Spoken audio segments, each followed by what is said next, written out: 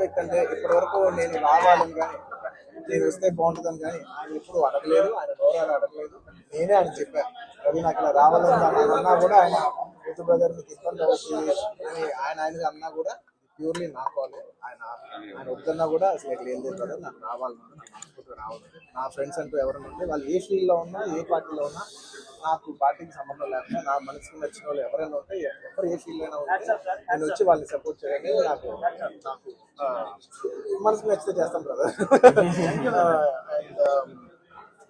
And ఆయన అస్సలు ఏం చెప్పాలంటే ఆయన అస్సలు ఏమాత్రం ఆయనకున్న సంస్కారానికి, ఆయనకున్న గౌరవానికి, ఆయనకున్న ఫ్రెండ్షిప్కి ఆయన ఏ రోజైనా నోరు చేసి అడుగుండొచ్చు. కానీ ఆయన అసలు ఎప్పుడు అడగలేదు. నేను ఆయన అడగలేదు కాబట్టి నాకు ఇంకా ఉంది. అదే ఆయన అసలు ఎవరైతే అడగలేదు, ఎంత క్లోజ్ ఫ్రెండ్ కూడా అడగలేదు, నేనే చేయాలని చెప్పి నాకు లోపల నుంచే ఆ ఫీలింగ్ అనిపించింది. నేనుగా వచ్చాను.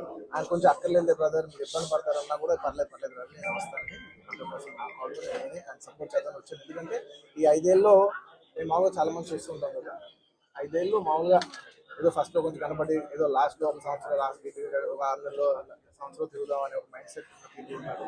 కానీ రవి గారు అలా కాకుండా 4-5 ఏళ్ళు ఆయన మొత్తం ఆయన ప్రాణం, ఆయన మనసంతా కూడా ఆయన నియోజకవర్గం మీద ఉంటే నాకు అర్థమవుతుంది. ఎంత అంటే ఒక కష్టపడి పనిచేసే పర్సన్కి అవతల పర్సన్ కష్టపడి నాకు తెలిసిపోతుంది.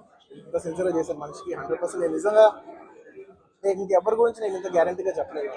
ఈ వ్యక్తి ఇంత కష్టపడ్డారు, నేను దగ్గర నుంచి కళ్ళారా చూశాను కాబట్టి నేను చెప్పగలను. అలాంటి మా రవి గారు ఇలాంటి ఎన్నెన్నో విజయాలు సాధించాలని మనస్ఫూర్తిగా కోరుకుంటూ అండ్ అలాగే